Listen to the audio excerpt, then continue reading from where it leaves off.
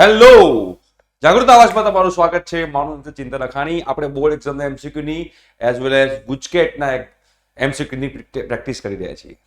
આજનું લેક્ચર છે ને, એમાં તમને એવા જબરજસ્ત કન્સેપ્ટ શીખવા મળશે અને ઘણી બધી વસ્તુઓ શીખવા મળશે. આગળના લેક્ચર્સ તમારા બોર્ડ એક્ઝામના અને ગુજકેટના એમસીક્યુની પ્રેક્ટિસના જોવાના બાકી હોય તો એની પ્લેલિસ્ટ બનાવ્યું છે. પ્લેલિસ્ટની લિંક નીચે અવેલેબલ છે. ફટાફટ જોવો. તમારી પાસે એક્ઝામનો સમય બહુ ઓછો છે અને હું જે કરાવું છું તમે કરશો તો 100% તમને લોકોને એક્ઝામમાં ફાયદો થશે, ગેરંટી. બટ હું જેટલા પણ મેથ્સના એમસીક્યુ કરાવું છું ગુજરાતી મીડિયમ ઇંગ્લિશ મીડિયમ બંને માટે, એ તમે કરતા રહેજો એટલે તમારા બધા જ કન્સેપ્ટ પણ ક્લિયર થશે અને વેરાયટી ઓફ એક્ઝામ્પલ્સ તમે લોકો સોલ્વ કરી શકશો અને તમને એક્ઝામમાં ફાયદો થશે. અને ફ્રી ઓફ કોસ્ટ તમારી આખી જે એન્જિનિયરિંગ એડમિશન પ્રોસિજર છે એમાં જોડાવું છે કે ગુજકેટની વોટ્સએપ ગ્રુપમાં જોડાવું છે ફ્રી ઓફ કોસ્ટ. તો હું તમને એક અહીંયા નંબર આપું છું. એ નંબર પર તમારે વોટ્સએપ કરવાનું છે કે સર અમારે વોટ્સએપમાં જોડાવું છે ગુજકેટ 2024 મેથ્સની પ્રિપેરેશન માટે, ગુજરાતી મીડિયમ ઇંગ્લિશ મીડિયમ બંને માટે છે. ફટાફટ વોટ્સએપ કરો. ઘણા બધા લોકો જોડાઈ ગયા છે અને અમારી સાથે ફ્રી ઓફ કોસ્ટ આની તૈયારી કરી રહ્યા છે એઝ વેલ એઝ આના પછી તમારી આખી એન્જિનિયરિંગ એડમિશનની પ્રોસિજર પણ એ વોટ્સએપ ગ્રુપમાં જ આવવાની છે. મિસ ના કરતા. ઓકે, ચલો સ્ટાર્ટ કરીએ. પહેલો ક્વેશ્ચન, સાઇન લોગ એક્સ. હવે તમે જુઓ સાઇન લોગ એક્સ, અહીંયા આગળ આપણને ખબર પડવી જોઈએ કે આપણે એક્ઝામ્પલ કેવી રીતે સોલ્વ કરવું જોઈએ. જો અહીંયા આગળ x/2 cos minus sin, x/2 sin plus cos, sin minus cos x છે. તો આના પરથી આપણને ખબર પડે કે આ કયા ટાઈપનું ઇક્વેશન છે કે આ ટાઈપનું છે. e⁻ax upon a² plus b² અંદર a sin bx minus b cos ax. આ ટાઈપનું ઇક્વેશન બધા બને છે. જુઓ, કાં તો સાઇનમાં કાં તો કોસમાં, જે બી હોય. પહેલા કોસ હોય પછી સાઇન હોય, કે પહેલા સાઇન હોય પછી કોસ હોય. પહેલા સાઇન હોય પછી કોસ હોય તો વચ્ચે માઇનસ આવશે. પહેલા કોસ હોય તો પછી સાઇન હોય તો વચ્ચે પ્લસ આવશે. એ ટાઈપનું કંઈક બને છે. મતલબ કે મારે ઈ જોઈએ છે, ઈ અને ઈ જોઈએ છે તો એના માટે log x તો આપણને આપેલું છે. તો એના માટે સિમ્પલ આપણને બેટા ખબર પડી જાય કે log x બરાબર t ધાર દો. log x બરાબર t. તો x બરાબર શું લખાશે બેટા? e⁻t. તો dx બરાબર શું લખાશે? e⁻t dt. ક્લિયર છે? મૂકી દો, તમારો આન્સર જશે. Integration sin t e⁻t dt. તો આ થઈ ગયું e⁻ax sin bx જેવું. e⁻ax sin bx જેવું થાય છે, બિલકુલ થાય છે બેટા. તો અહીંયા a બરાબર શું લઈશું આપણે? e⁻ax. t નો કોએફિશિયન્ટ 1 છે અને b નો કોએફિશિયન્ટ પણ 1 છે, રાઈટ? એટલે કે sin ની અંદર જે t નો કોએફિશિયન્ટ છે એ પણ 1 છે અને અહીંયા t નો કોએફિશિયન્ટ પણ 1 છે. સિમ્પલ. એ તો શું થશે? e⁻t નું e⁻t upon a² plus b² એટલે 1 plus 1 into a sin bx એટલે sin x minus b cos bx તો cos x બરાબર. a sin bx minus b cos bx. Clear છે? તો અહીંયા આગળ sin x minus cos x આવી ગયું છે એટલે sin t minus cos t. x ની જગ્યાએ આપણે t મૂકીશું. સિમ્પલ છે, કેમ કે t ધાર્યું છે આપણે એટલે મૂકવું જ પડે. ચલો, તો હવે e⁻t ની જગ્યાએ શું મૂકશું બેટા? e⁻t ની જગ્યાએ મૂકી દઈએ આપણે x. તો અહીંયા આવશે x, નીચે આવશે 2, તો અહીંયા આવશે sin log x બરાબર minus cos log x. છે કોઈ આવું? sin log x minus cos log x. Yes, આ રહ્યું. અને x/2. ક્લિયર છે? એક્ઝામ્પલ સરસ મજાનો કેવી રીતે સોલ્વ કરવો મેં તમને અહીંયા આગળ બતાવ્યું. તમારે કેવી રીતે એનો એપ્રોચ હોવો જોઈએ ધ્યાનથી સમજી લેજો બોસ. પછી કહેતા નહીં સાહેબ શીખવાડ્યું નહીં, દાવપાણી.com ના થઈ જાય. આ બી સરસ એક્ઝામ્પલ છે. આમાંથી જો બેટા આપણે સિમ્પલ એક વસ્તુ બતાવું કે હું આ સ્ક્વેર રૂટમાં 4 minus 1 છે. હવે મને 4 સામાન્ય કાઢું, આમાંથી 4 કોમન કાઢું તો એનું સ્ક્વેર રૂટ બહાર નીકળે 2 અને અહીંયા સ્ક્વેર રૂટમાં શું બચે? 1 minus 1/4 આવું બચે. જ્યારે 4 ને સામાન્ય કાઢું, 4 ને કોમન કાઢું તો આવું બચે. તો એવી જ રીતે તમે અહીંયા આગળ e⁻2x ને કોમન કાઢો. કેમ e⁻2x ને કોમન કાઢવાનું? તમે ઓપ્શન જો, sin ઇન્વર્સ છે, tan ઇન્વર્સ છે, cot ઇન્વર્સ એ ઓપ્શન છે. એટલે 1 સ્ક્વેર રૂટમાં 1 minus x² અથવા 1/1 plus x² જો કંઈક બનશે. તો એના માટે પહેલા હું e⁻2x ને કોમન કાઢી દઉં. તો શું બને? જો હું અહીંયા e⁻2x ને કોમન કાઢું છું તો અહીંયા dx નું dx, e⁻2x કોમન કાઢું તો e⁻x બહાર નીકળે એનું સ્ક્વેર રૂટ થઈને અને અહીંયા શું બચશે? 1 minus e⁻2x બચશે. 1 minus 1/e⁻2x કહેવાય ને 1/e⁻2x મેં લખી નાખ્યું e⁻2x. સિમ્પલ છે. નેક્સ્ટ સ્ટેપ બેટા આપણો શું હોવો જોઈએ? જો ઇન્ટિગ્રેશનમાં આ e⁻x ઉપર જાય તો e⁻x minus x થઈ જશે. dx upon સ્ક્વેર રૂટમાં 1 minus e⁻2x. ક્લિયર છે બેટા? હવે હું અહીંયા e⁻x ને t ધાર દઉં. e⁻x બરાબર t. તો e⁻x નું -x અને -x નું 1 dx બરાબર dt. મતલબ કે e raise to minus x dx બરાબર માઇનસ dt થાય બેટા. તો ઉપર મૂકી દો માઇનસ dt. ચલો ઉપર મૂકી દઈએ માઇનસ dt. તો ઇન્ટિગ્રેશનમાં માઇનસ dt નીચે આવશે સ્ક્વેર રૂટમાં 1 માઇનસ t સ્ક્વેર. આવું થશે. જો અહીંયા શું છે e raise to minus 2x છે. હવે ધ્યાનથી સમજો હું જે કહેવા માંગુ છું. ધ્યાનથી સમજો e raise to minus 2x છે બેટા. જો એને શું લખાય? e raise to minus x નો સ્ક્વેર ન લખાય? e રેસ ટુ માઇનસ 2 હોય એને e raise to minus x નો સ્ક્વેર, આ બંનેનો ગુણાકાર થાય તો માઇનસ 2x થવાનું જ છે. તો મતલબ કે લખી નાખ્યો. જો sin ઇન્વર્સ t, તો ઉપર માઇનસ છે તો અહીંયા પર માઇનસ છે તો આ માઇનસ નું માઇનસ sin ઇન્વર્સ t, અને t ની જગ્યાએ શું હતું બેટા? t ની જગ્યાએ e raise to minus x હતું તો minus sin inverse e raise to minus x. બરોબર છે. અને પ્લસ c. આ તમારો આન્સર છે. ક્લિયર થઈ ગયું? જો પણ અહીંયા કંઈ આપેલું નથી, મતલબ આ સાચો આન્સર છે. અહીંયા કોઈ ઓપ્શન આપેલું નથી, મતલબ અહીંયા ઓપ્શનમાં ક્યાંક ભૂલ છે. બાકી આ રીતે તમારે એક્ઝામ્પલ ગણવાનો હોય. ઓકે, નેક્સ્ટ એમસીક્યુ તરફ જઈએ બેટા. આ બી બહુ સરસ મજાનો એમસીક્યુ છે, સિમ્પલ એમસીક્યુ છે. આ ટાઈપના એક્ઝામ્પલ આવે તો શું કરવાનું? જો આઈ ધાર દો. બરાબર છે. અહીંયા લખી નાખો π/6 to π/3. ઓકે, અહીંયા શું લખાશે? dx upon 1 plus સ્ક્વેર રૂટમાં 10x. બરાબર છે. હવે પેલો ફોર્મ્યુલા લગાવો. એ x જ્યાં દેખાય એ x ની જગ્યાએ a plus b minus x મૂકો. આ આપણે મૂકી શકીએ ઇન્ટિગ્રેશનમાં a plus b minus x. તો મૂકો ને બેટા. શું થાય જુઓ. તો i બરાબર શું થશે? જો i બરાબર π/6 થી π/3. અહીંયા શું આવશે? dx નું dx. નીચે શું બનશે બેટા? 1 પ્લસ સ્ક્વેર રૂટમાં 10 છે. ઓકે, a પ્લસ b એટલે આ બેનો સરવાળો કરો. π/6 પ્લસ π/3 π/2 થાય તો અહીંયા π/2. બરાબર છે. અને માઇનસ x. મેં a plus b minus x નો જે રૂલ છે ઇન્ટિગ્રેશન ની અંદર, એ રૂલ મેં અહીંયા આગળ યુઝ કર્યો. હવે એ રૂલ મેં અહીંયા આગળ યુઝ કર્યો તો નેક્સ્ટ સ્ટેપ બેટા મારો શું થશે? જુઓ તમે ધ્યાનથી. તો અહીંયા આગળ હું લખી નાખું છું ઇન્ટિગ્રેશનમાં π/6 to π/3. હવે અહીંયા શું બનશે? dx upon 1 plus સ્ક્વેર રૂટમાં cot x થઈ જશે. બરાબર છે? ક્લિયર છે? હવે નેક્સ્ટ સ્ટેપ શું થાય તમે જુઓ. નેક્સ્ટ સ્ટેપ તમે જોશો તમને મજા પડી જશે. શું આવશે જુઓ. અહીંયા લખી શકાય કે i બરાબર ઇન્ટિગ્રેશનમાં π/6 થી π/3 પેલું dx હતું અને લખાય આના લખી શકાય 1 plus 1 upon root 10x. આવું લખી શકાય આને. કોને? આ જે cot x આવ્યું એને. હવે એલસીએમ લઈએ તો શું થાય? તમે એલસીએમ લો તો રૂટ 10x અહીંયા જાય અને પેલું રૂટ 10x ઉપર થઈ જાય. તો નેક્સ્ટ સ્ટેપ મારું શું આવશે? i બરાબર π/6 to π/3. તો રૂટ 10x નીચે શું બન્યું? 1 પ્લસ રૂટ 10x. આ પણ તમારો i થયો dx. આને ઇક્વેશન નંબર 2 કહી દો બેટા. એને ઇક્વેશન નંબર 2 કહી દો અને આને ઇક્વેશન નંબર કહી દો 1. તો હવે ઇક્વેશન નંબર 1 અને ઇક્વેશન નંબર 2 નો સરવાળો કરો.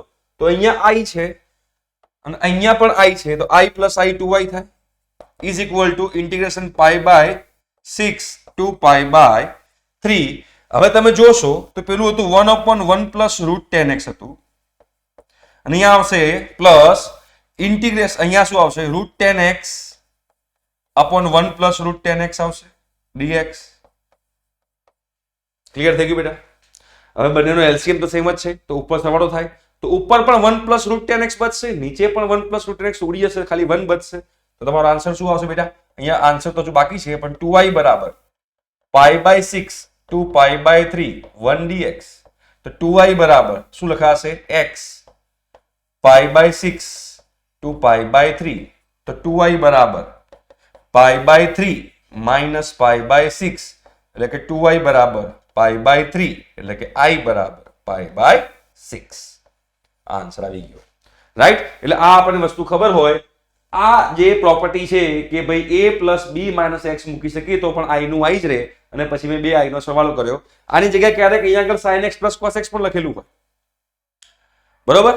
sin x પ્લસ cos લખ્યું હોય તમે એને sin cos માં કન્વર્ટ કરીને પણ કરી શકો છો. પણ આ લોજિક તમારું ક્લિયર થવું જોઈએ. આ લોજિક તમારું ડેવલપ થઈ જાય એટલે તમને લોકોને વાંધો ના આવે. નેક્સ્ટ આ એક્ઝામ્પલ ઘણો સારો કહેવાય. જો તમને આમાં કન્સેપ્ટ ક્લિયર ના હોય તો આમાં દાવપાણી.com થઈ જાય. જો 0 to 1 છે. આને હું કયા ટાઈપનું બનાવવાની ટ્રાય કરીશ ખબર છે? આને હું આવું બનાવવાની ટ્રાય કરીશ. tan inverse x minus y upon 1 plus xy ટાઈપનું બનાવવાની ટ્રાય કરીશ. કેમ આવું બનાવવાની ટ્રાય કરીશ? બીકોઝ આની જગ્યાએ હું શું લખી શકું? આની જગ્યાએ હું લખી શકું tan inverse x minus tan inverse y. હું આવું લખી શકું એટલા માટે. તો એ આ પ્રોપર્ટીનો યુઝ કરવા માટે આને હું કંઈક સેટિંગ કરું તો જો અહીંયા આગળ 2x છે તો આવું લખી શકાય. અહીંયા હું tan ઇનવર્સ નું tan ઇનવર્સ રાખું છું, બ્રેકેટમાં 2x ને લખી નાખું x પ્લસ x માઇનસ 1, નીચે 1 પ્લસ, બરાબર છે, 1 પ્લસ અહીંયાથી x કોમન કાઢો. ચલો અહીંયાથી x કોમન કાઢો, અહીંયાથી x કોમન કાઢો તો x અહીંયા શું આવશે? x minus 1. આવું આવ્યું? બરાબર છે, ક્લિયર છે? x કોમન કાઢ્યું તો અહીંયા બચ્યું, અહીંયા ભૂલ કરી નાખી. જો મેં અહીંયા ભૂલ કરી નાખી છે, અહીંયા ભૂલ ના થાય એના માટે ધ્યાન રાખજો. હવે અહીંયાથી હું માઇનસ x કોમન કાઢું, માઇનસ x કોમન કાઢ્યું તો અહીંયા અંદર x માઇનસ 1 બચશે. તો જો ધ્યાનથી તમે મગજ દોડાવો, તમારી અંદરની શકુંતલા દેવી તમે જગાડો, શું થાય જુઓ. આને તમે y, આને તમે x, આને તમે કેપિટલ x કહી દો અને આને તમે કેપિટલ y કહી દો. તો tan inverse x plus y upon 1 minus x y દેખાય છે? કંઈક તમે આ જોઈ શકો છો તમારી જાતમાં, લોજિક તમે જોઈ શકો છો. તો આને શું લખાશે? આને કંઈક બેટા આવું લખી શકાય, 0 to 1 tan inverse x plus tan inverse x minus 1 ના લખાયું dx. tan inverse x plus tan inverse y, tan inverse x plus tan inverse y is equal two tan inverse x plus y upon 1 minus xy. આને આપણે આ ફોર્મમાં લખી શકીએ. હવે આને અલગ અલગ આપણે આપી દઈએ પ્રોપર્ટી. તો અહીંયા શું લખાય? જો 0 to 1 છે, tan ઇનવર્સ x છે, પ્લસ અહીંયા પણ 0 to 1 લખી નાખું અને tan inverse x minus 1 dx કરી નાખું. હવે અહીંયા કઈ પેલી પ્રોપર્ટી લગાવો. કઈ પ્રોપર્ટી ખબર છે? a plus b minus x વાળી. એ પ્રોપર્ટી અહીંયા લગાવો તો શું લખાશે? જુઓ તો અહીંયા તમે જોશો તો 0 to 1 tan inverse x plus 0 to 1 tan inverse, આ x ની જગ્યાએ લખું 0 plus 1 minus x, 0 plus 1 minus x અને આ જે માઇનસ 1 નું માઇનસ 1 રહ્યું dx. તો જો 1 1 કેન્સલ થઈ ગયું તો શું બચ્યું? tan inverse minus x. શું બચે છે? tan inverse minus x. તો 0 to 1 tan inverse x plus 0 to 1 tan inverse minus x. હવે tan કેવું વિધેય છે? અયુગ્મ વિધેય છે. tan કેવું ફંક્શન છે? ઓડ ફંક્શન છે. તો માઇનસ ને હું બહાર લઈ શકું. એ માઇનસ ને હું બહાર લઉં તો શું થાય? આ જે પ્લસ છે એ પ્લસ નું થઈ જાય માઇનસ. તો tan inverse x limit same છે, tan inverse x limit same છે ને વચ્ચે માઇનસ છે તો ઉડી જશે, આન્સર 0 આવશે. એટલે આ એક્ઝામ્પલ ઘણો સારો કહી શકાય. તમારે જો એક્ઝામ્પલ ટફ બનાવવું હોય તો તમે આ રીતે એક્ઝામ્પલ સોલ્વ કરતા આવડે તો વાંધો ના આવે. બાકી એક્ઝામ્પલ ટફ લેવલમાં આપણે આપી શકીએ, ઘણા બધા છોકરાઓને તકલીફ પડી જાય. આમાં પણ કન્સેપ્ટ છે. શું કન્સેપ્ટ છે આપણે ચેક કરીએ. હવે તમે જુઓ અહીંયા આગળ બેટા 0 to 2 pi by 3 છે, બરોબર છે? ઓકે, સ્ક્વેર રૂટમાં 1 પ્લસ cos 2x છે. ધ્યાનથી સમજજો, તમને બધું સમજાઈશ. તો 1 પ્લસ cos 2x શું લખાય? 1 પ્લસ cos 2x જે છે બેટા, 1 પ્લસ cos 2x ને લખાય 2 cos square x, બરાબર? તો અહીંયા વસ્તુ લખી નાખું અહીંયા આગળ ઇન્ટિગ્રેશનમાં 0 to 2 pi by 3 સ્ક્વેર રૂટમાં 2 cos square x. હવે આનું કરવાનું છે મારે સ્ક્વેર રૂટ. સ્ક્વેર રૂટ હંમેશા પોઝિટિવ હોય, સ્ક્વેર રૂટ હંમેશા ધન હોય, આ તમારે ધ્યાનમાં રાખવાનું. તો રૂટ જે 2 છે એ 2 નું સ્ક્વેર રૂટ થાય √2, જે હું બહાર લઈ લઉં છું. અહીંયા લખી નાખું 0 to 2 pi by 3. હવે cos square x નું સ્ક્વેર રૂટ થાય મોડ cos x, માનાંકમાં x લખવું પડે, ધ્યાન રાખજો, બીકોઝ હંમેશા પોઝિટિવ રહેવું જોઈએ, બરાબર? હવે મારે આનું ઇન્ટિગ્રેશન કરવું હોય તો પહેલા મારે માનાંક દૂર કરવું પડે. હું માનાંક દૂર કરું પછી જ હું આનું ઇન્ટિગ્રેશન કરી શકું. પણ એના માટે તમે માનાંક દૂર કરતી વખતે તમારે જોવું પડે કે અંદરની વસ્તુ ધન બને છે કે ઋણ, અંદરનું પોર્શન પોઝિટિવ બને છે કે નેગેટિવ. જો અંદરનો પોર્શન નેગેટિવ બનતો હોય તો મોડ દૂર કરીને મારે આગળ માઇનસ મૂકવું પડે. આ જો ધન બનતું હોય તો મારે આગળ માઇનસ મૂકવાની જરૂર નથી, પણ જો આ ઋણ બનતું હોય તો માનાંક દૂર કરીને મારે આગળ માઇનસ મૂકવું પડે, એટલે કે નેગેટિવ મૂકવું પડે. જો નેગેટિવ માઇનસ મૂકવું પડે જો અંદર નેગેટિવ બનતું હોય તો લિમિટ જો 0 થી 2 pi by 3 છે. તો એના માટે તમે એક ચેક કરો યુનિટ સર્કલ. ચેક કરો યુનિટ સર્કલ શું કહે છે બેટા. જુઓ તમે ચેક કરો તો અહીંયા આગળ હું આ દોરું છું યુનિટ સર્કલ, એટલે કે એકમ વર્તુળ. તો 0 થી 2 pi by 3 ક્યાં આવે? 0 to અહીંયા pi by 2 છે, અહીંયા કંઈક 2 pi by 3 આવે. તો મતલબ એમ થયું કે 0 to pi by 2 માં મારો cos કેવું છે? પોઝિટિવ છે, અને pi by 2 to 2 pi by 3 માં cos નેગેટિવ છે. તો મારે આ જે 0 થી 2 pi by 3 છે એને મારે બે પાર્ટમાં ડિવાઈડ કરવું પડશે, 0 to pi by 2 અને pi by 2 to 2 pi by 3. તો મારે શું કરવું પડશે નેક્સ્ટ સ્ટેપમાં? આ √2 તો √2 છે, 0 to π/2 કરું છું ત્યારે મારો cos પોઝિટિવ છે, અને cos પોઝિટિવ હોય ત્યારે માનાંક દૂર કરું ત્યારે મારે આગળ કશું કરવાની જરૂર નથી, ડાયરેક્ટ હું cos x નું cos x મૂકી શકું છું. તો cos x dx. હવે અહીંયા π/2 to 2π/3 છે, એમાં cos નેગેટિવ છે, cos ઋણ છે, તો એમાં જ્યારે હું માનાંક એટલે કે મોડ દૂર કરીશ ત્યારે મારે આગળ માઇનસ મૂકવું પડશે. તો માઇનસ મૂકી દઈએ અહીંયા આગળ અને cos x dx. ક્લિયર થઈ ગયું? હવે સિમ્પલ તમારે કરવાનું છે ઇન્ટિગ્રેશન. આ √2 બધાના ગુણાકારમાં છે એટલે ભૂલ ના થાય. ચલો √2 અહીંયા કરી દઈએ. અહીંયા તમે જોશો cos x નું થાય sin x, તો અહીંયા લખી નાખીએ આપણે sin x અને લખી નાખીએ 0 to π/2 માઇનસ આ cos x શું થશે, એનું પણ sin x થશે અને એની લિમિટ આવશે π/2 to 2π/3. હવે સ્ટેપ બાય સ્ટેપ તમે લોકો કન્સેપ્ટ સાથે કરશો ને તમને કોઈ દિવસ વાંધો નહીં આવે. હવે તમે નેક્સ્ટ સ્ટેપ આપણે જોઈએ અહીંયા આગળ. તો √2 sin x માં પહેલા sin π/2 મૂકો, sin π/2 માઇનસ sin 0 ડિગ્રી, બરાબર છે? અહીંયા મૂકી દે કાં તો 0 માઇનસ અહીંયા શું આવશે sin 2π/3 માઇનસ sin π/2. ક્લિયર છે બેટા? ચલો આગળ વધીએ આપણે. તો અહીંયા √2 નું √2 રહેશે, sin π/2 લખાશે 1, 1 માઇનસ 0 1 માઇનસ sin 2π/3 √3/2 થાય તો √3/2 થશે અને એ માઇનસ 1 થશે, બ્રેકેટ પૂરું.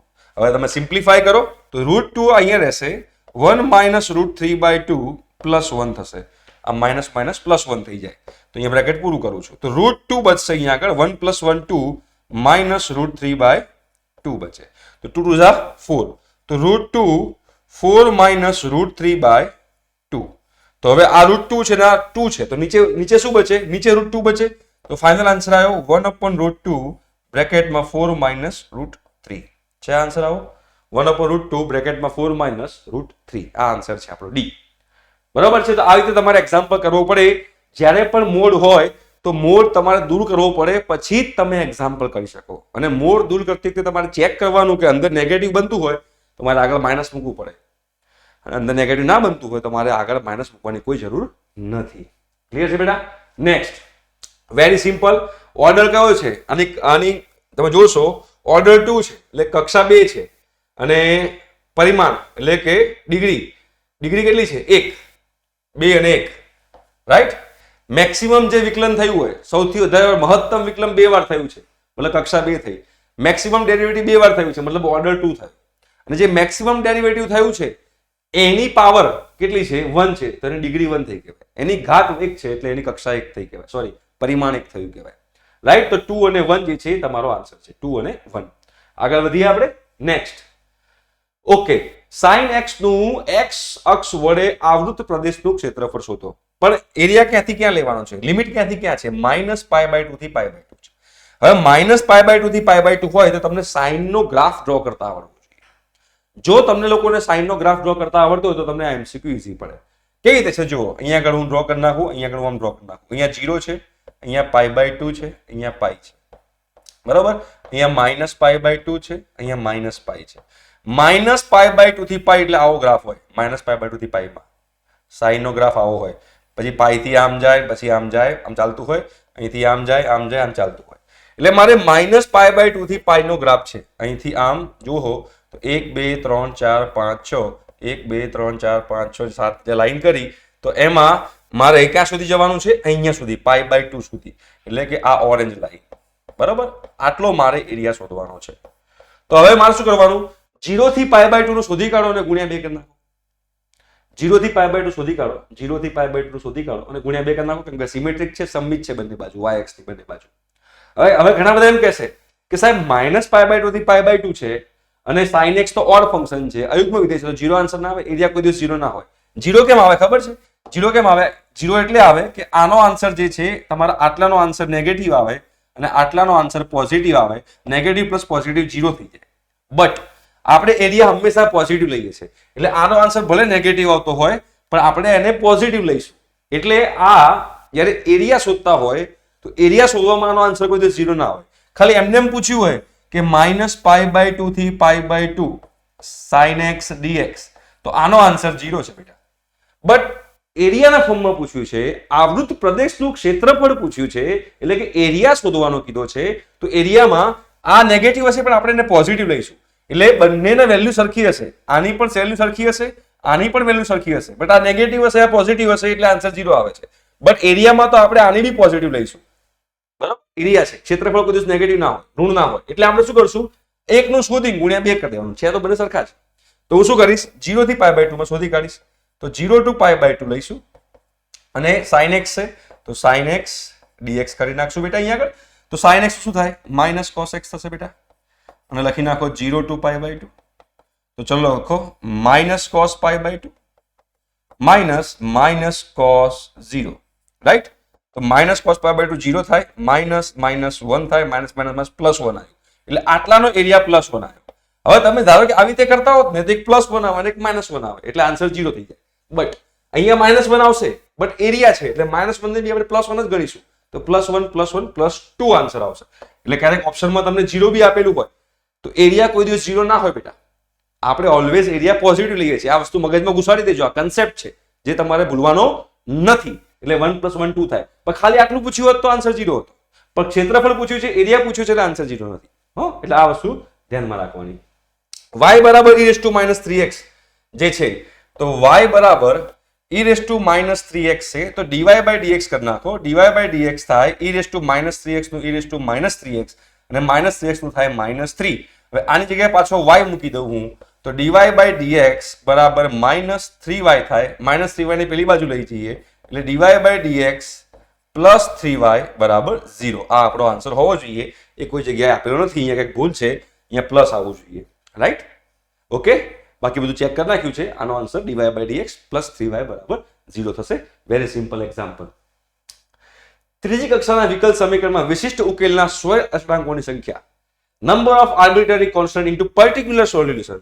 હવે યાદ રાખજો, જ્યારે પર્ટિક્યુલર સોલ્યુશન કીધું હોય, વિશિષ્ટ ઉકેલ કીધો હોય, ત્યારે હંમેશા જે 0 જે છે 0 આવે, બરાબર? નંબર ઓફ આર્બિટ્રરી કોન્સ્ટન્ટ સ્વૈર અચળાંકની સંખ્યા 0 હોય જ્યારે વિશિષ્ટ ઉકેલ કીધો હોય, એટલે કે આપણને પર્ટિક્યુલર સોલ્યુશન કીધું હોય ત્યારે.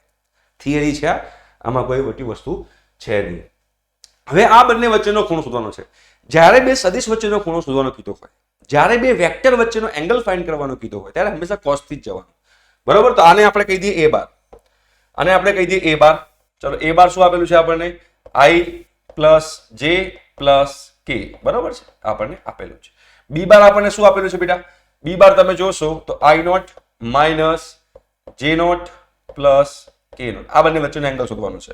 તો પહેલા a બાર ડોટ b બાર કરી નાખો. a બાર ડોટ b બાર, તો 1 - 1 + 1 આવું થશે, બરાબર છે? પ્લસ k છે, માઇનસ k છે, તો માઇનસ k છે. ઓકે, તો -1 થશે. તો આનો આન્સર આવ્યો -1. ઓકે, મોડ a કેટલો થશે? મોડ a થશે √3, અને મોડ b કેટલો થશે? મોડ b પણ થશે √3, બરાબર છે? મોડ b પણ √3 થાય. માનાંક શોધતા આવડે તમને સદિશોનું, વેક્ટરનું બહુ સિમ્પલ છે. સ્ક્વેર રૂટમાં a² + b² + c² નાખી દે. ઓકે, તો cos થીટા બરાબર શું લખાશે? a bar dot b bar upon mode a mode b. તો a bar dot b bar, a bar dot b બાર, તો a બાર ડોટ b બાર તમારું થાય છે -1 અપોન √3 ડોટ √3, એટલે કે -1/3 cos થીટા. તો cos થીટા -1/3 છે, તો થીટા તમારું શું થશે? થીટા બરાબર થશે cos ઇન્વર્સ -1/3. cos ઇન્વર્સ -1/3 લખાય છે, કોઈ જગ્યાએ નથી. તો આવું હોવું જોઈએ, પાઈ માઇનસ cos ઇન્વર્સ 1/3. આવું પણ છે, આવું પણ કોઈ જગ્યાએ નથી. તો સાઈનમાં બે એકવાર ચેક કરી લઈએ. સાઈનમાં ચેક કરવું તો એંગલ લઈ લો, એંગલ અહીંયા થીટા લઈ લો, બરાબર છે? આ પાછળની બાજુ 1 કહેવાય, કર્ણ તમારો 3 કહેવાશે, 3 નો વર્ગ 9, 9 - 8, તો આ તમારો 2√2 થશે. તો sin થીટા થશે 2√2/3. પણ હવે માઇનસ લેવું કે નહીં, એના માટે તમારે જોવું પડે કે 0 થી π, 0 થી π માં એંગલ હોય. બે સદિશ વચ્ચેનો એંગલ હંમેશા 0 થી π ની વચ્ચે હોય. તો 0 થી π ની વચ્ચે હોય તો 0 થી π માં સાઇન તો પોઝિટિવ જ છે, તો મારે આ પોઝિટિવ જ લેવો પડે. તો ભાઈ પોઝિટિવ સાઇન તો આપેલું નથી, મતલબ કે બધા ઓપ્શન ખોટા છે. કાં તો ઓપ્શનમાં તમારે શું હોય, કાં તો ઓપ્શનમાં આ સાઇન થીટા આ હોય, કાં તો cos થીટા બરાબર -1/3 હોય, કાં તો આ હોય. આ ત્રણમાંથી ગમે તે એક ઓપ્શન હોવો જોઈએ. એટલે અહીંયા ઓપ્શનમાં ભૂલ છે, જે તમે લોકો ધ્યાનમાં રાખજો. સાઇનમાં કોઈ દિવસ આન્સર નેગેટિવ નહીં આવે. સાઇનમાં નેગેટિવ કેમ નહીં આવે? બીકોઝ એંગલ હંમેશા 0 થી પાઈ ની વચ્ચે હોય. 0 થી પાઈ ની વચ્ચે હોય એનો મતલબ શું થયો? 0 થી π/2 માં સાઇન પોઝિટિવ, π/2 થી π માં સાઇન પોઝિટિવ છે એટલે. રાઈટ? સિમ્પલ છે. ચલો, બે સદિશો વચ્ચે મોડ a બાર બરાબર 2 છે, મોડ b બાર બરાબર 3 છે, a bar b bar okay, simple જ છે. તો અહીંયા આવું લખી શકાય a bar minus b bar નો સ્ક્વેર ઇઝ ઇક્વલ ટુ શું લખાશે? મોડ a નો square minus 2a bar dot b bar. આ ઇક્વેશન છે એ તો આપણને ખબર હોવી જ જોઈએ બેટા. મોડ a નો સ્ક્વેર 4 થશે, minus 2a bar dot b બાર 4 છે તો માઇનસ 4 દુ 8, b બાર નો સ્ક્વેર 9, 9 4 13, 13 માઇનસ 8 5, 5 પણ સ્ક્વેરમાં આવ્યો છે તો સ્ક્વેર રૂટ શું થશે? √5. સ્ક્વેર રૂટ થશે √5. એકદમ સિમ્પલ એક્ઝામ્પલ હતો. કન્સેપ્ટ બેઝ પર એક્ઝામ્પલ, બંને બાજુ સ્ક્વેર કરો તમારો આન્સર આવી જશે. નેક્સ્ટ એક્ઝામ્પલ તરફ જઈએ. એક વસ્તુ યાદ રાખવાની આની અંદર કે i cross j cross k આવી રીતે હોય તો સાયકલ હોય. સાયકલ એટલે શું? i ક્રોસ j કરો તો આન્સર k આવે. આમ હંમેશા આમ જ જવાનું, આમ જ જવાનું, ક્લોકવાઇઝ સમઘડી દિશામાં જ જવાનું. એટલે જો i ક્રોસ j હોય તો k આવે, j ક્રોસ k હોય તો i આવે, k ક્રોસ i હોય તો j આવે. સમજ્યા શું કીધું મેં? i ક્રોસ j હોય તો k આવે, j ક્રોસ k હોય તો i આવે, k ક્રોસ i હોય તો j આવે. હવે ચેક કરો અહીંયા આગળ આ i નું i લખું, i dot, j cross k, j cross k, j cross k તો i આવશે. અહીંયા i લખી નાખું છું plus j dot i cross k. જો k ક્રોસ i j છે તો i cross k minus j થાય તો હું માઇનસ j લખી નાખું છું અહીંયા આગળ, plus k i cross j, i cross j તો k આવશે. શું આવશે? k આવશે. હવે i ઇન્ટુ i 1 થાય, j into j, j into minus j minus 1 થાય. ડોટ પ્રોડક્ટ છે, અદિશ ગુણાકાર છે, k ડોટ k 1 થશે તો એક કેન્સલ, આન્સર આવશે 1. આન્સર આવશે રાઈટ, સી ઓપ્શન. આ યાદ રાખવાનું, આ યાદ રાખો એટલે તમે લોકો સોલ્વ કરી શકો છો. જો a બાર અને b બાર એ શૂન્યતર સમરેખ સદિશો હોય, if a and b are non zero collinear. જો કોલિનિયર કોને કહેવાય ખબર છે? કોલિનિયર. ધારો કે અહીંયા આગળ a બાર, અહીંયા આગળ લખ્યું છે 1 2 3, 1 i bar plus 2 j bar plus 3 k bar.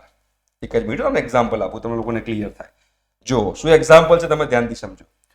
1 i bar plus 2 j bar plus 3 k બાર. હવે બીજો એક્ઝામ્પલ લઉં છું 2 i bar plus 4 j bar plus 6 k બાર. તો હવે તમે જો આને 2 વડે મલ્ટીપ્લાય કરો તો આ બને છે. મતલબ કે આ બંને કોલિનિયર હોય, આ બંને ડાયરેક્શન સેમ હોય, કોલિનિયર હોય તો મતલબ કે a અને b ના અનુરૂપ ઘટકો સમપ્રમાણમાં, એટલે કે the respective components of a and b are in proportional. proportional મતલબ શું? બે વડે મલ્ટીપ્લાય કરો એટલે બધા સેમ આન્સર આવી જાય છે. જો એટલે જ્યારે સમરેખ હોય, કોલિનિયર હોય ત્યારે આ વસ્તુ તમારે ધ્યાનમાં રાખવાની. કોઈ એક વડે મલ્ટીપ્લાય કરો તો બીજા બધા આવી જાય. ઓકે, ચલો, સદિશ a ના સદિશો આ સાથેના ડોટ પ્રોડક્ટ આ છે તો સદિશ a શોધો. ઓકે, હવે સિમ્પલ તમારે જો કરવું હોય ને તો તમારે દેશી ભાષામાં તમે કરી શકો. આમાં છે ને ઉતાવળ નહીં કરવાની, ઓપ્શન થી જવાનું.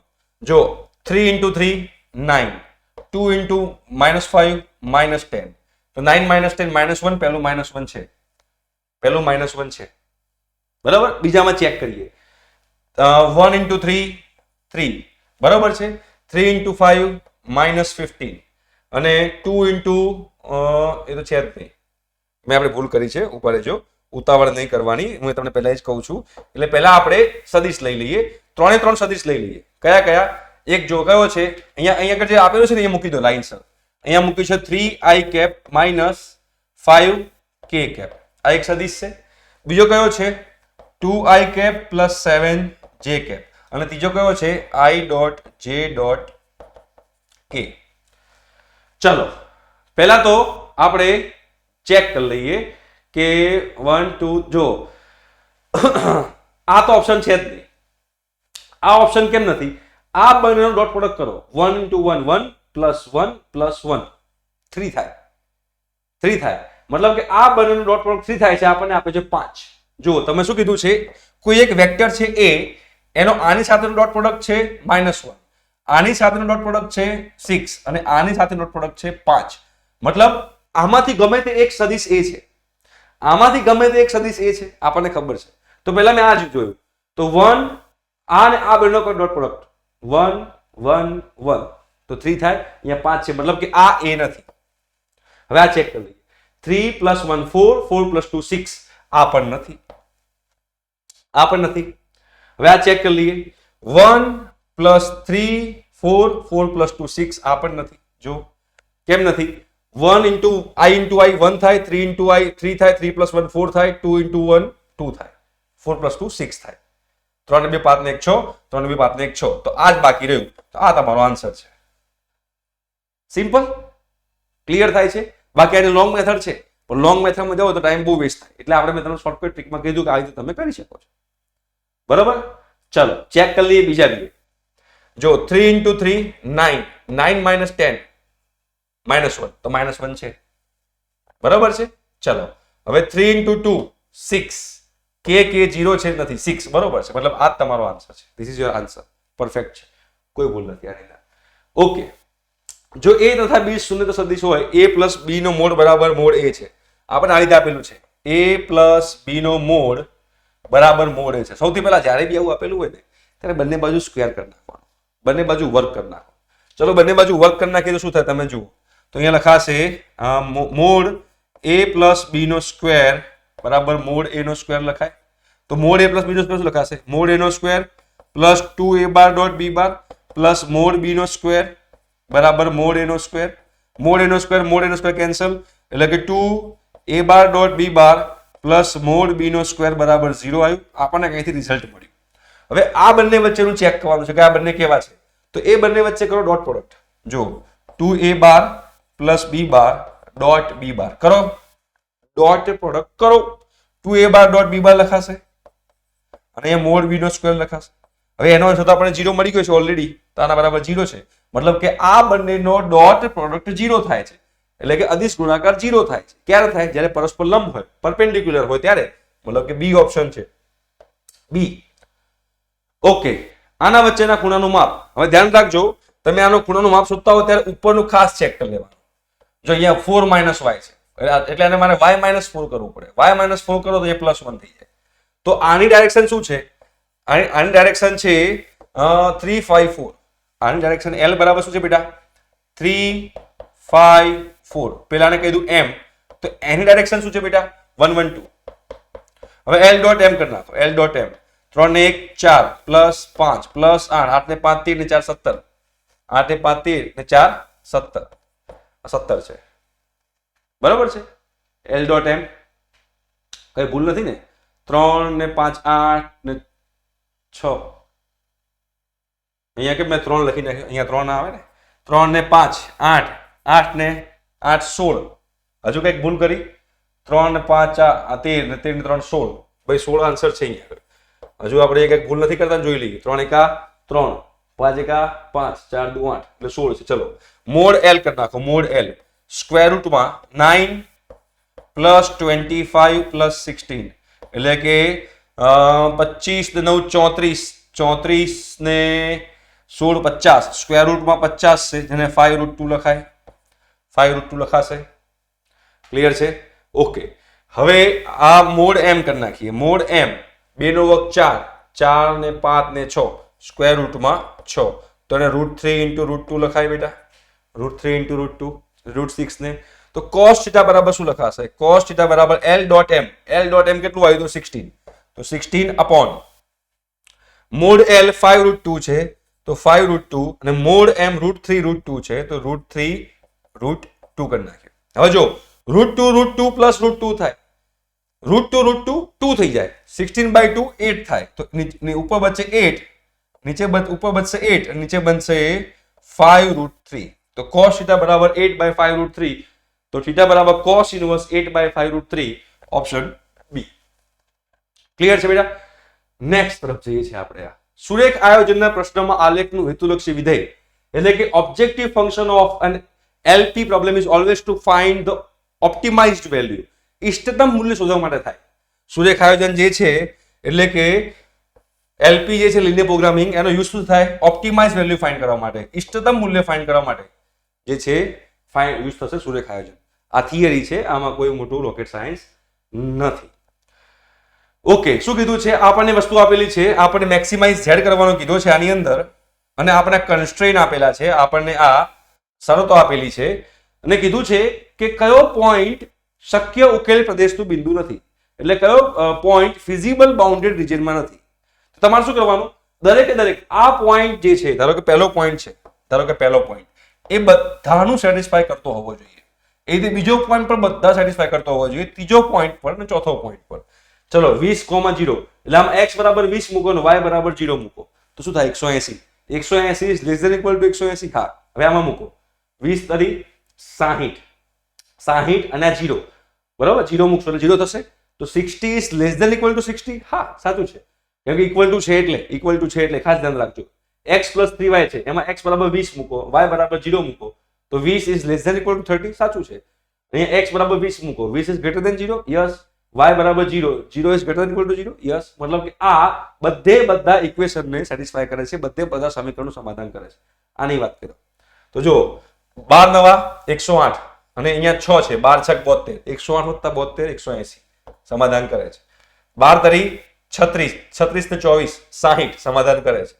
12 અને 6 તરી 18 30 સમાધાન કરે છે. અને બંને 0 થી મોટા છે, મતલબ આ સમાધાન કરે છે.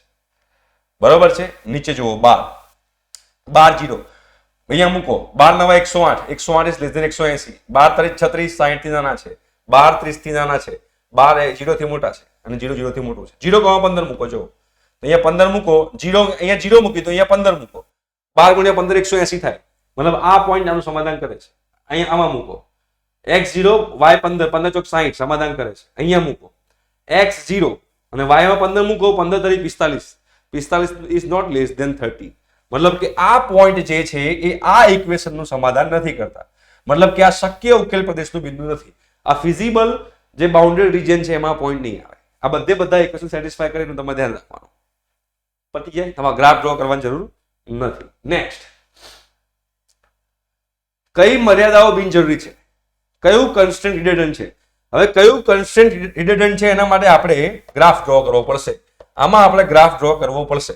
તો એ ગ્રાફ ડ્રો કરશો એટલે તમને લોકોને આઈડિયા આવશે કે શું કહેવા માંગે છે. બરોબર છે. હું ગ્રાફ ડ્રો કરું મસ્ત મજાનો એટલે તમને લોકોને ખરેખર મજા પડી જશે આની અંદર. જો ગ્રાફ ડ્રો કરો બધાનો. પહેલા x is greater than equal to 6. હવે x is greater than equal to 6 છે તો ફોર એક્ઝામ્પલ અહીંયા x બરાબર 6 છે તો અહીંયા આગળ લાઈન ડ્રો કરી નાખું અને કયો રિજન આવશે, કયો વિસ્તાર આવશે, 6 થી મોટો, મતલબ કે આ વિસ્તાર છે. x is greater than equal to 6 મતલબ કે આ મારો રિજન થયો કહેવાય. બરાબર છે. નેક્સ્ટ જોઈએ, y is greater than equal to 2. y is greater than equal to 2, ધારો કે આ 2 છે y, તો અહીંયા લાઈન ડ્રો કરી નાખું. બરાબર. તો મારો આ વાળો એરિયા જે છે, આ વાળો એરિયા y એ 2 થી હંમેશા મોટો હોવો જોઈએ, રાઈટ. તો હવે આ બંનેનો કોમન પાર્ટ કયો આવ્યો? આ બંનેનો કોમન પાર્ટ આ આવ્યો.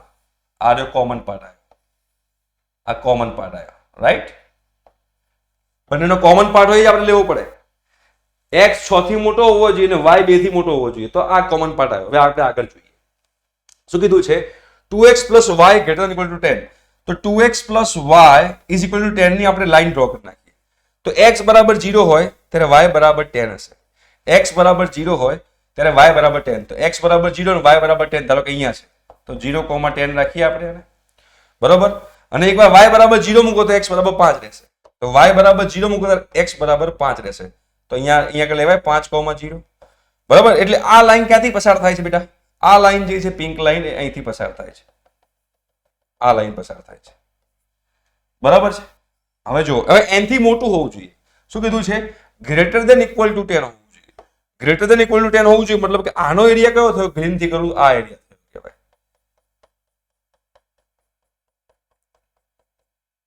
બરાબર. આ એરિયા થયો કહેવાય. અને બીજો કયો કીધો છે બેટા આપણને? બીજો કયો કીધો છે? x > = 0 અને y > = 0. તો x > = 0 આપણને કીધો છે તો ઓરેન્જ થી કરું તો આ કરી નાખ્યું y > = 0 અને આ કરી નાખ્યું x > = 0. આ બધી લાઈનો મેં ડ્રો કરી. હવે તમે જોશો ને બેટા, હવે તમે જોશો ને આ બધાનો કોમન પાર્ટ કયો છે ખબર છે? તમે ચેક કરો. આ તમારો y > 0 છે, આ તમારો x > બધાનો કોમન પાર્ટ આ જ આવશે.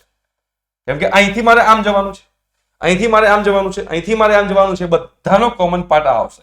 એટલે એનો કહેવાનો મતલબ એમ છે ખાલી x > = 6 અને y > = 2 આ બે વસ્તુ ખાલી આપણને આપી હોત ને તોય ચાલત.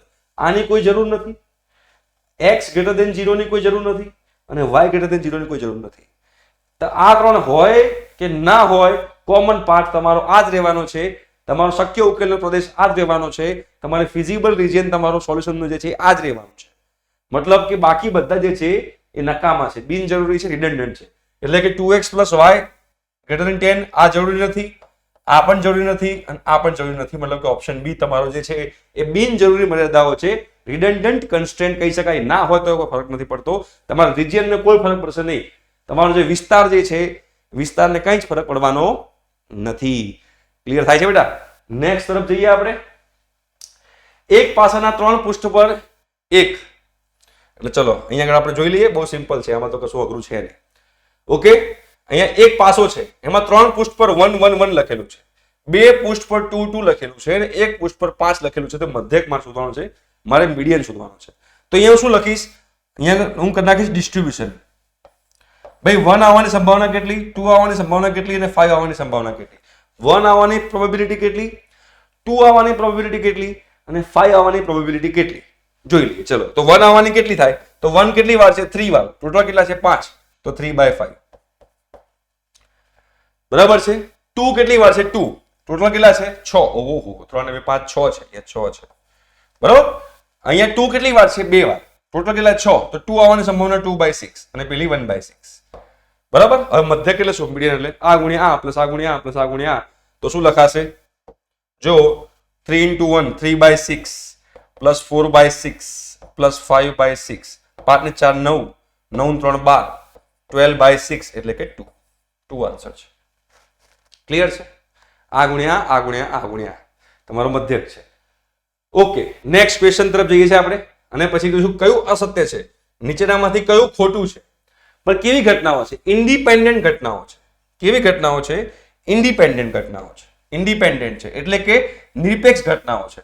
તો જ્યારે બે નિરપેક્ષ ઘટના હોય તો પ્રોબેબિલિટી ઓફ E છેદ F એટલે કે probability of E intersection F બરાબર P of E dot P of F લખી શકીએ.